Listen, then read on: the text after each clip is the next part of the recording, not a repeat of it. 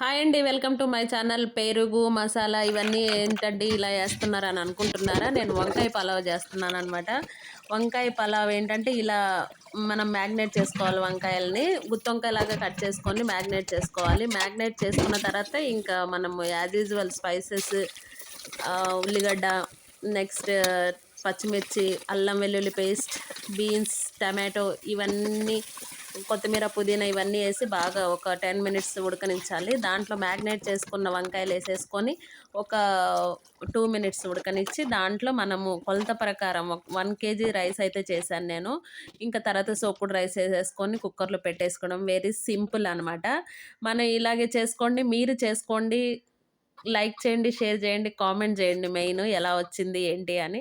నేనైతే ఇలా చేసేసుకున్నాను. చాలా బాగుంది. చాలా టేస్టీగా ఉందనమాట వంకాయ పలావ్. మనము గుత్తొంకాయ ఎలా చేసుకుంటాం అలాగే